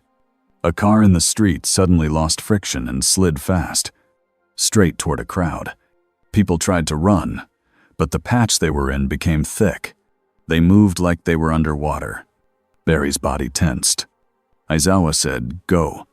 Barry vanished. He crossed 3 zones in a blink, adjusting without thinking. He hit the slip patch and used it like a boost, sliding fast and controlled. He hit the thick patch and forced speed through it, lightning cracking as he fought the drag. He reached the car, planted his hands on the hood, and changed its direction without flipping it. He spun it into a safer path, guiding it into a barrier where it crumpled with a loud crunch instead of hitting people. Then he turned and started pulling civilians out of the thick patch one by one. Hawks watched, breath caught. Barry looked like he was doing a math problem at the speed of light. Every move was a choice. Every choice prevented a body from breaking. Aizawa dropped down onto the street and snapped his scarf out to pull people out of the worst zones, using brute skill and timing. It was hard. It was slow. It was humbling. Because Barry was a storm and Aizawa was a man with a scarf and stubborn eyes. And yet Aizawa kept moving. Because that was his job. Endeavor arrived like a blast furnace. He landed with heat rolling off his shoulders. His eyes took in the creature, the zones, the civilians slipping and stuck. He didn't ask permission. He acted. A wave of controlled fire went across the ground in a line, not to burn people, but to force airflow and push smoke away. He created safe lanes where people could move. The creature turned toward Endeavor. It slammed its arm again. A new patch formed, one where movement snapped to a stop. Endeavor's flames sputtered for a half-second. His eyes widened. Then he snarled. "You think you can stop me?" he growled. He pushed more power. Not in a wild blast, but in a steady surge. His fire punched through the stop patch by sheer force and heat, but the patch made his flames flicker in strange patterns. Hawk's feathers darted in, pulling civilians like tiny hands. "Whatever that thing is," Hawk said, "it's adapting." Barry's voice came through, strained. "It's not adapting. It's broadcasting." Aizawa snapped. "What does that mean?" Barry's lightning flashed as he dragged a family out of a thick patch. "It's sending out motion rules," Barry said. "Like signals. Like, it's telling the city how to move." Aizawa's eyes narrowed. "Can you stop the signal?" Barry looked at the creature's back. Metal plates, embedded rings, cords. The same style as the bridge device, but bigger. More refined. More dangerous. Barry's voice went quiet. "If I pull those out, the zones might collapse." Hawks asked, "Collapse good or collapse bad?" Barry didn't answer right away, because the truth was simple and scary. "Both," Barry said. "If the zones collapsed wrong, the people in them could snap forward, fall, crash, slam into walls. If the zones collapsed right, the city could breathe again." Aizawa's eyes narrowed. "Then don't do it until people are clear." Barry's shoulders tightened. "That's going to take time." Endeavor barked. "Then make time." Barry's mouth twitched. Not a smile, a grim acceptance. He moved faster. He became a rescue machine. He cleared block after block, pulling people out, placing them in safe lanes, guiding them behind barriers, moving them toward rooftops and open areas. Hawks directed from above. Endeavor carved paths with heat. Aizawa yanked people with his scarf and kept villains from taking advantage of the panic.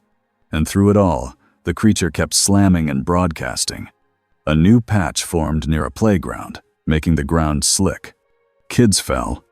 Barry caught 3 of them before they hit the ground, set them upright, and pushed them towards safety. A mother grabbed her child and sobbed. Barry didn't stop. He couldn't. Aizawa watched him and felt something twist in his chest. Barry was not acting like someone who wanted fame. He was acting like someone who couldn't stand still while anyone was in danger. That made him predictable. And predictable heroes could be targeted. Hawks' voice cut in, sharp. "More incoming. Villains are moving in around the edges." Aizawa swore under his breath. "Of course they are." Endeavor growled. "I'll handle them." Barry's voice was tight. "No, don't split too far. This thing is the core." Aizawa asked, "Can you reach it?" Barry looked at the creature again. He listened. He counted the waves. He tracked the timing like a drummer hearing beats. "Yes," Barry said, "but not the normal way." Aizawa's eyes narrowed. "Meaning?" Barry swallowed. "I have to step into the wrong zones on purpose." Hawks muttered. That sounds bad. Barry answered. It is. Then he moved. He didn't charge straight in. He ran a curve around the creature, testing the edges of each patch, mapping them in his head in a second. He found a thin line where the zones met, where the rules conflicted.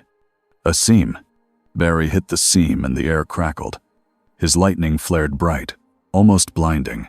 For a moment, Hawks thought Barry would get ripped apart by conflicting forces. Barry's body shuddered. Then he pushed through.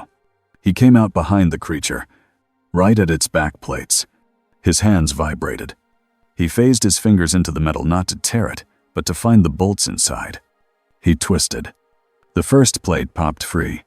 The creature screamed. The zones wobbled. People stumbled as movement rules flickered. Barry shouted loud, "Everyone hold still." It was a strange order in an emergency, but Hawks yelled it too. Endeavor barked it. Aizawa snapped it. People froze, confused, but fear made them obey. Barry tore out the second plate. The zones stuttered harder. The thick patch weakened. People swayed forward. Barry ripped the third plate free, and the creature slammed its palm down one last time. A new patch burst outward. Not thick, not slip, not stop. Something else. A patch where motion sped up out of control. A stroller started rolling fast toward the river edge. Aizawa's eyes widened.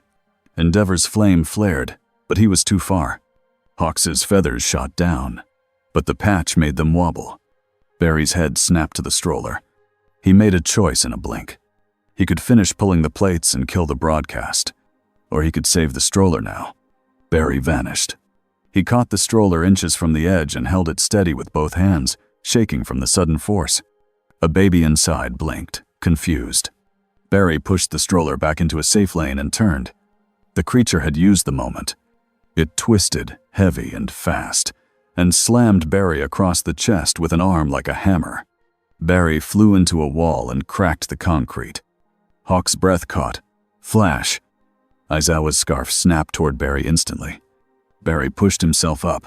He was bruised. His suit was scuffed. Lightning flickered unevenly. But he was standing. His voice came out tight. I'm okay. Endeavor roared and charged the creature, fire blasting, forcing it back. Aizawa's eyes turned red, staring hard at the creature, trying to erase anything he could. But it wasn't quirk-driven motion. It was machine-driven rules. Hawk's feathers pinned the creature's arms for a second, buying time. Barry inhaled. He looked at the plates still embedded in the creature's back. He looked at the civilians. Then he did something that made Aizawa's stomach drop. Barry slowed. Not because he couldn't move. Because he chose to. He steadied his breathing. He centered himself. Then he ran again, faster than before. Red lightning snapping like whips. He hit the seam line again. He pushed through pain and conflicting zones. He reached the creature's back. And he ripped. 1 plate. 2. 3. The zones collapsed. This time, Barry controlled the collapse. He ran a tight circle around the district, not a huge tornado, but a controlled wave of motion that softened the snapback, like easing a stretched rubber band back instead of letting it slap. People stumbled but didn't slam. Cars jerked but didn't crash. The air stopped shimmering. The city breathed again. The creature stumbled. Without the plates, it lost its broadcast. Endeavor hit it with a heavy, controlled blast that drove it into the ground. Aizawa's scarf wrapped it tight. Hawks pinned it with feathers. The creature thrashed, then went still, twitching. Barry stood a few steps away, chest rising hard. He looked around. The district was damaged, but it was alive. And then, like always, the aftermath turned into a different kind of fight. Phones were up. Cameras were up. People pointed at Barry, whispering. Hawks' voice went low in Barry's ear. They're going to spin this too.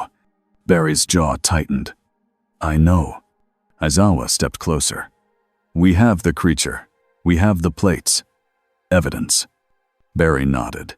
We have evidence. Aizawa's eyes narrowed. Then we use it. Barry looked at the captured creature again. His voice went quiet. This wasn't built in a day. Endeavor's flames dimmed as he stared at the plates, disgust on his face. Someone is escalating. Hawks's feathers tightened their hold. Someone is doing research. Barry's eyes hardened behind the mask.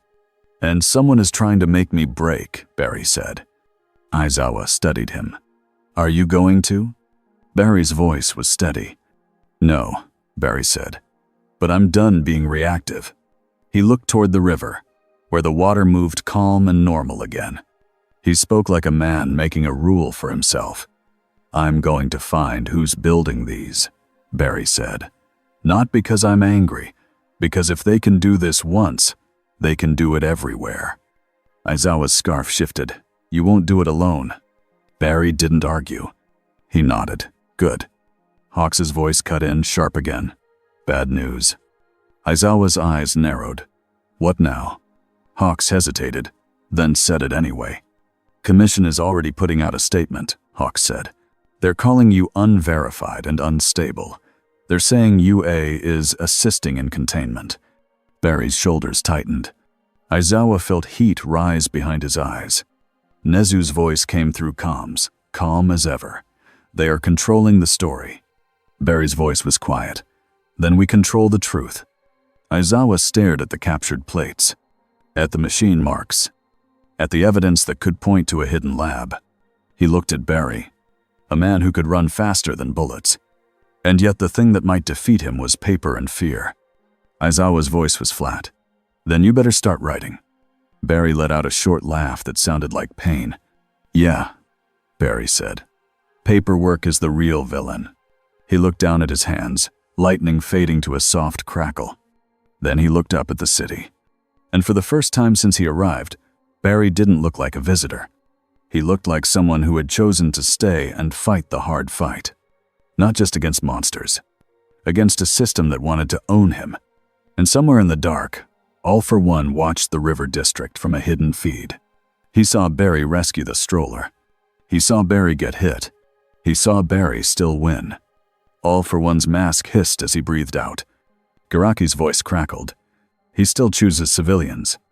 All for One's tone stayed calm. Good. He leaned forward. Then we keep giving him civilians, he said. And we keep putting the exit right in front of him. He smiled behind the mask. One day he'll take it.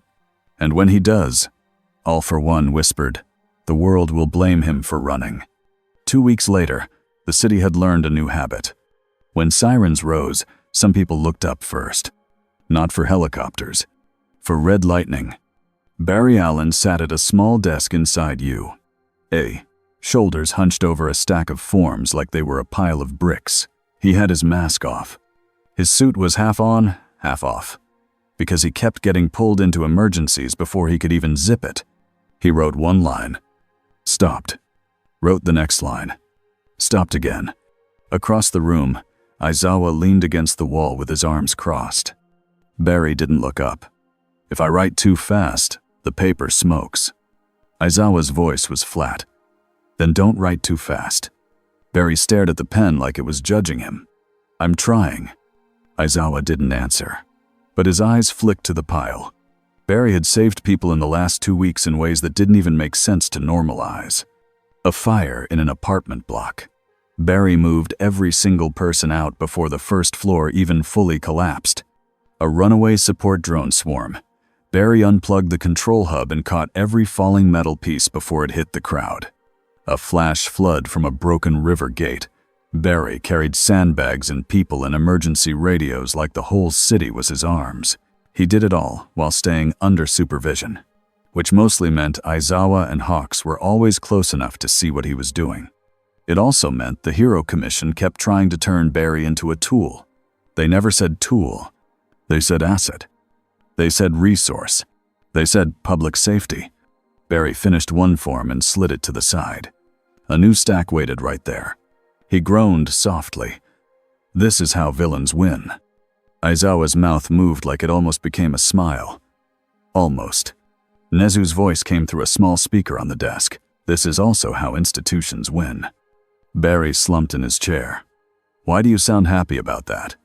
Nezu's tone was cheerful. Because you are still here, writing. instead of running away from the slow parts. Barry stared at the ceiling. The slow parts are the worst parts. Aizawa's eyes narrowed. No. The worst parts are the ones where you think you can fix everything alone. Barry went quiet. He didn't argue. He just picked up the pen again. 2S is over SS. In another part of you, A, Midoriya stood at a whiteboard with a marker. The board was covered in neat lines and simple diagrams. A city map. Colored circles. Arrows showing routes.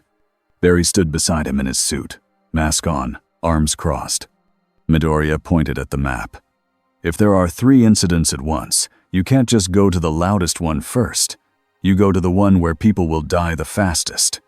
Barry's head tilted. That's what I do. Midoriya's eyes shined. Yes, but you also go to the one where you can create the biggest chain reaction of safety. Barry paused.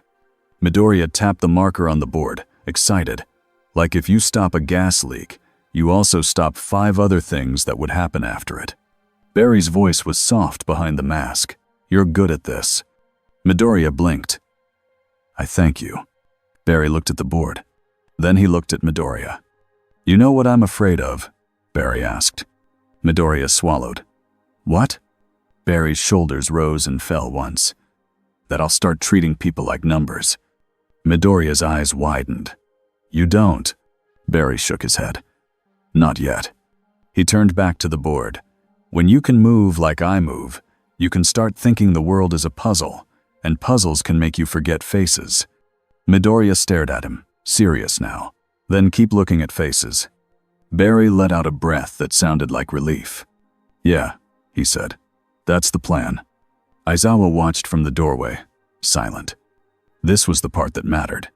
Not the speed. The choice to stay human. 2S is over SS. Hawks landed on a balcony outside Nezu's office and folded his wings with a tired sigh. Nezu looked up from a screen. You look unhappy. Hawks shrugged.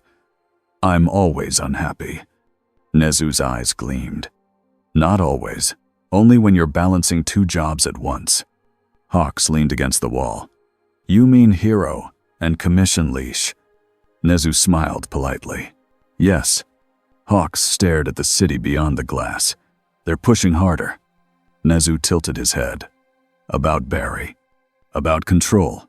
Hawks corrected. He pulled out his phone and showed a draft statement. Nezu read it, then sighed. It didn't say Barry's name. It didn't say he saved anyone. It said, unverified individual continues operations under strict oversight. It also had a line about potential technological instability. Clocks, Hawks muttered. Nezu's smile faded. Fear is easy to print. Hawks' eyes narrowed. They want him to either sign everything or snap in public. Nezu's paws folded. And if he snaps? Hawks didn't answer right away, because the answer was ugly. They'll have an excuse, Hawks said finally. Nezu nodded once. Then we cannot give them one. Hawks stared at the screen again. All for One is involved. I can feel it. Nezu's eyes stayed calm. Yes. Hawks' voice dropped. He's not trying to kill Barry. Nezu's ears lifted. No. Hawks' jaw tightened. He's trying to make Barry break a rule. Nezu smiled, small and sharp. The most powerful cage is a moral one. Hawks exhaled. So what's the plan? Nezu's eyes gleamed again. We build a team plan that does not depend on Barry being perfect. Hawks blinked. That sounds reasonable. Nezu's smile widened. It is also difficult. The 70 Tessin continually. All for One sat in the dark and watched Barry run. Not with anger. With patience. Screens showed Barry stopping a building collapse. Barry carrying a child out of floodwater. Barry catching falling debris like it was rain. All for One's mask hissed with each slow breath. Garaki's voice crackled from a speaker. He refuses temptation. He refuses control. He refuses rage. All for One's tone was almost pleased. Good. Garaki hesitated. Then what? All for One leaned forward. We stop asking, he said. He lifted a gloved finger and pointed at the screen. We make him choose, All for One whispered. We don't offer him a door. We light a fire behind him. Garaki's voice went low. Time? All for One's smile was hidden, but real. Yes, he said. All heroes have a wound. All for One continued. His wound is regret. His wound is time. Garaki asked, and if he truly will not? All for One's breathing stayed steady. Then we don't use time, he said. We use trust. He tapped another screen. A feed from a small camera inside a hallway. Midoriya talking to Barry. All Might watching from a distance. Aizawa nearby. All for One's mask hissed. They're making him a family, he murmured. Garaki's tone sharpened. So we'd take a family piece. All for One tilted his head. Not yet, he said. First, he whispered, we make the city turn. Isn't it business to rouse? The day the city turned, it started with a lie. A major news channel ran a special report. It showed the station incident again, the edited clip. Then it showed a new clip. A shaky video of Barry near a power station. Red lightning. A blackout. People screaming. The headline was simple and cruel. Flash disrupts power grid, is he safe? Barry watched it on a screen in a quiet a room, and felt his stomach drop. He hadn't even been near that power station. Aizawa stood beside him, eyes narrowed. Fake. Barry's jaw clenched so hard it hurt. But it's clean. Hawks was there too, perched on a chair back like he couldn't sit still. It's not just fake, Hawk said. It's planted. They want the public to connect your lightning to every problem. Barry stared at the screen. So every accident becomes my fault. Aizawa's voice was flat. Yes. Barry's hands shook once, then stopped. Red sparks flickered and died. All right, Barry said quietly. Then we prove it. Nezu's voice came through the speaker. We will try. Barry turned his head sharp. No, not try. Do. Nezu paused, then smiled. Very well, do. A door opened behind them. All Might stepped in, tired eyes gentle. He looked at Barry. There is another report. Barry's chest tightened. What now? All Might's voice was careful. A child. Missing. Barry froze. Aizawa's eyes narrowed. Which child? All Might hesitated just long enough for Barry to feel it. Eri, All Might said. Barry's heart kicked hard. He had seen Eri only a few times. Small, quiet, scared. A kid who held pain like it was her blanket. Midoriya stepped into the room behind All Might, face pale. They took her, he whispered. Barry's mouth went dry. How? Aizawa's eyes sharpened. Answer, Midoriya. Midoriya swallowed. There was a false alarm in one corridor. A staff member ran. Cameras flickered for a second. Then she was gone. Hawk's feathers twitched. Cameras flickered? Barry's eyes locked on Hawk's, like the clocks. Nezu's tone went cold for the first time. Yes. Barry's breathing sped up. His mind jumped ahead like a runner at the start line. If All for One had Eri, Eri's power rewound bodies, rewound injuries, rewound time in a way that didn't look like normal time travel, but still felt like it touched the same wound. Barry's voice came out tight. He wants me to chase.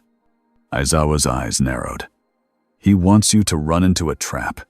Barry nodded once. And he wants me to break. All Might stepped closer. Barry. Barry looked at him, eyes wide and honest. If he hurts her. All Might's voice stayed steady. Then we stop him, together. Barry swallowed hard. Then he nodded. Together, Barry said. Aizawa's scarf shifted. We need location.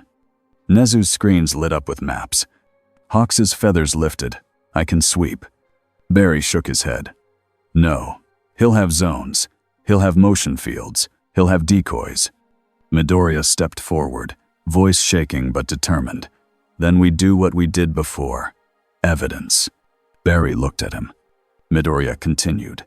He had to move her somewhere. There will be a trail, a vehicle, a device, something. Barry's eyes softened for a second.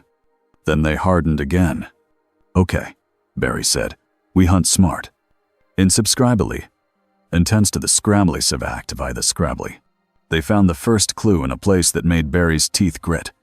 A Hero Commission mobile unit. It was parked near a UA side gate to assist, but the timing was wrong.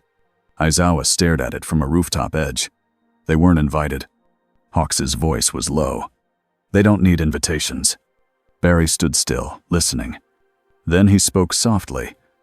There's a device inside. Aizawa's eyes narrowed. How do you know? Barry didn't look away from the van.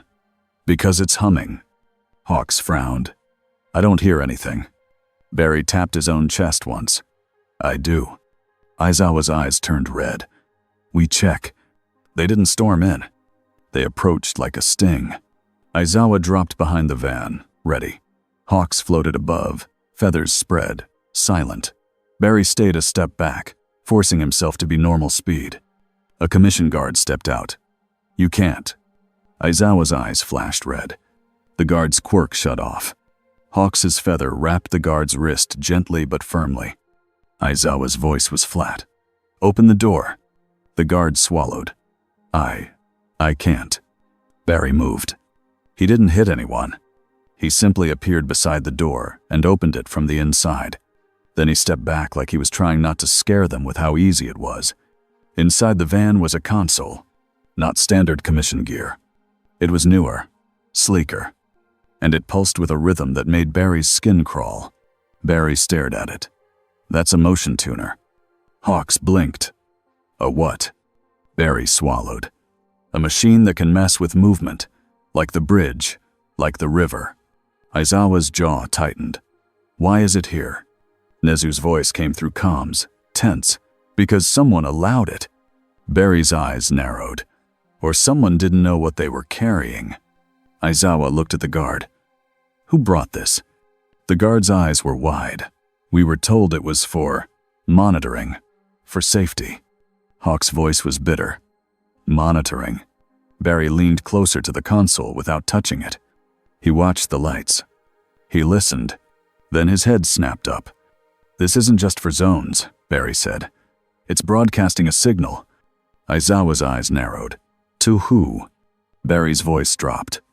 To a place that's waiting. He turned his head like a compass. There, Barry said. He pointed toward the industrial edge of the city. Aizawa's scarf tightened. That's where we go. Hawk's feathers lifted. And it's definitely a trap. Barry nodded once. Yep. All Might's voice came through comms, steady. Then we go anyway. Barry's throat tightened. All Might. All Might cut in. Not alone. Barry exhaled. Not alone, he repeated. Insubscribably. Intense to the scrassive row eyes. The place was an old water treatment facility. It sat near the river like a sleeping giant. Pipes and tanks and cracked concrete. The kind of place where echoes lived. The kind of place villains liked. Barry stood on a rooftop ridge with Aizawa, Hawks, and All Might. Endeavor was coming in from the far side, his heat a distant glow. Below them, floodlights turned on. A voice rolled out through speakers, calm and amused. All of you came, All for One said. Barry's stomach turned. He couldn't see All for One yet, but the voice felt like it had hands. Hawk's feathers twitched. He wants a show. All Might's fists clenched. We don't give him one. Barry's eyes scanned the area. He saw motion devices mounted on poles. He saw cables leading into the facility. He saw cameras. So many cameras. Aizawa's eyes turned red. I see quirk users, hidden. Barry's voice was tight. And zones. The air shimmered in patches, faint but real. All for One wanted them to step wrong.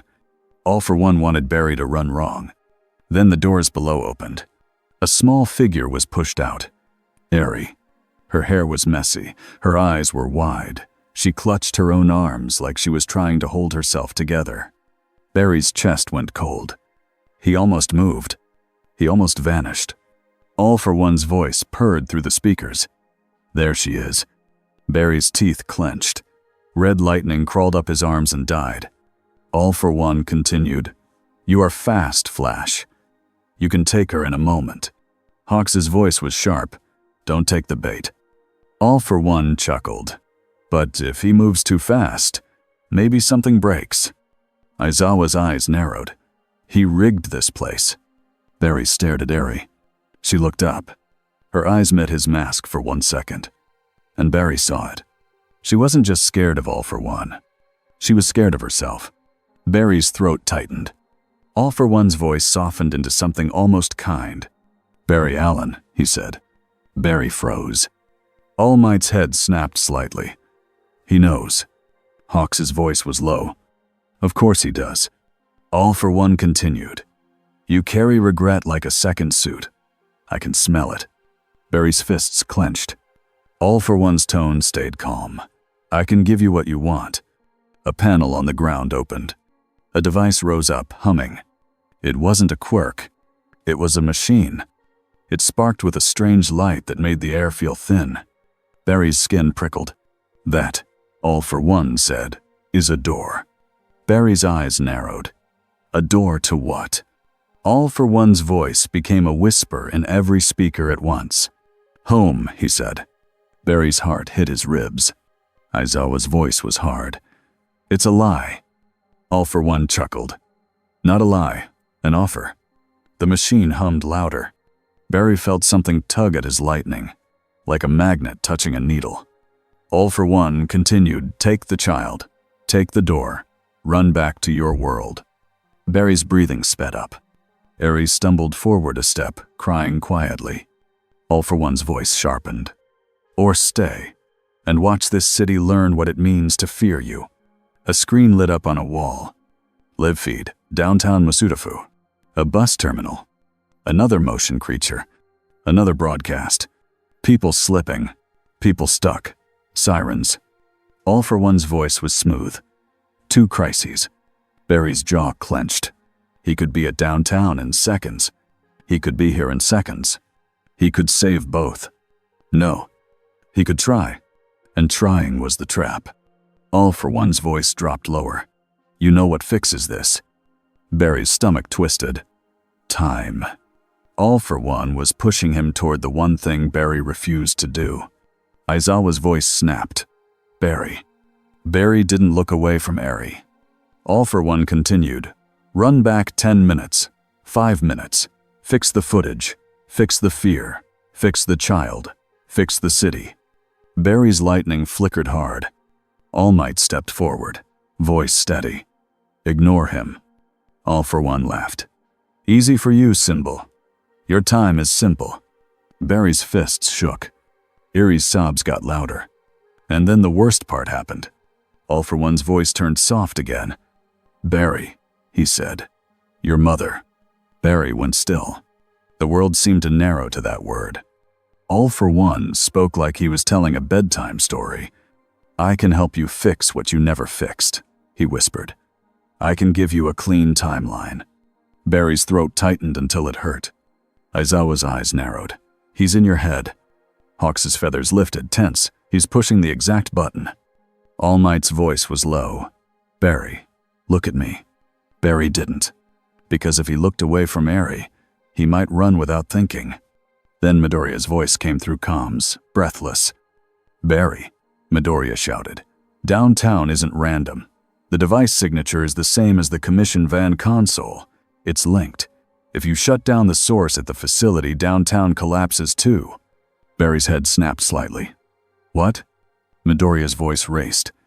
It's one network, one broadcast. He's using the facility as the main transmitter. Hawk's eyes widened.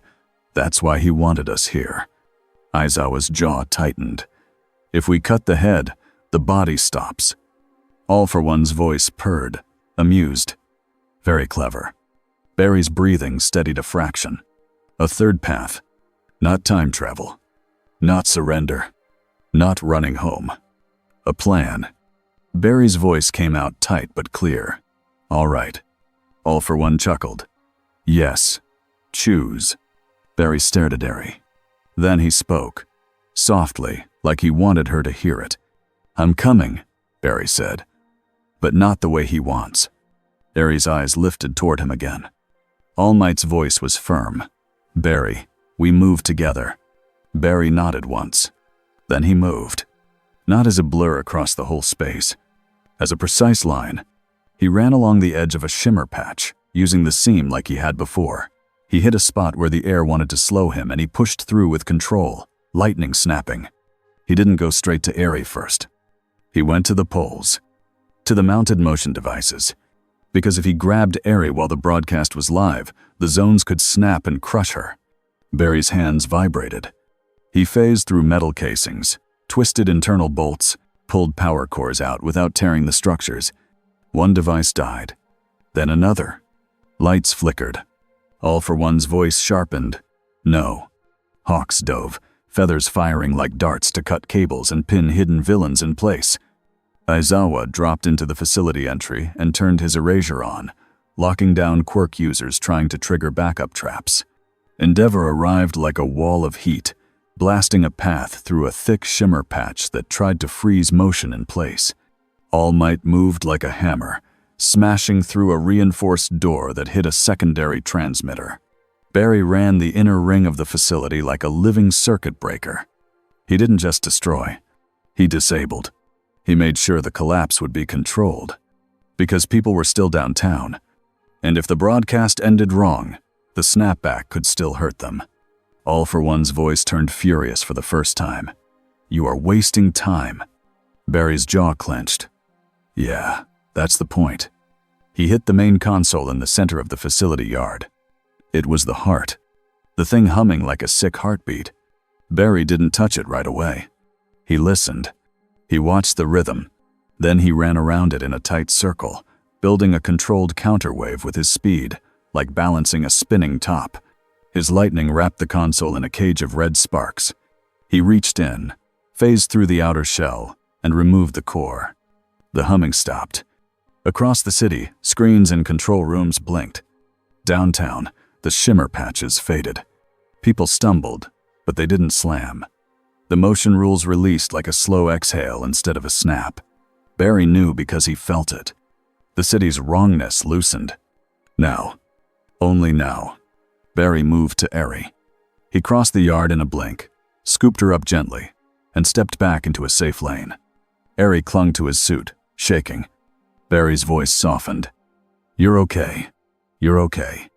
All for One's voice returned, calmer, colder. Impressive, he said. Barry held Eri close and looked toward the shadows. All for One finally appeared. Tall, masked, calm, surrounded by darkness like it was polite company. He didn't rush Barry. He didn't need to. He lifted a hand and pointed at the machine that had risen from the ground. The door. It hummed again, weaker now, but still alive. All for One's voice was smooth. Take it. Barry's breathing hitched. Because for 1 second, he could imagine it. A run. A jump. A door. Home. Aizawa stepped beside Barry, eyes still red, scarf ready. Hawks hovered above. Tense. All Might stood a step forward, battered but steady. Endeavor's flames burned low, controlled. And Eri, trembling in Barry's arms, whispered something small. Don't go, she said. Barry's chest tightened. He looked down at her. Her face was wet. Her eyes were wide. She wasn't asking him to be a symbol. She was asking him not to leave her alone with monsters. Barry's jaw clenched. He looked back at All for One. Barry's voice came out quiet and hard. You don't get to use my pain like a remote control. All for One tilted his head. Pain is honest. It makes you real. Barry shook his head once. No. It makes you hungry. All for One's mask hissed as he breathed.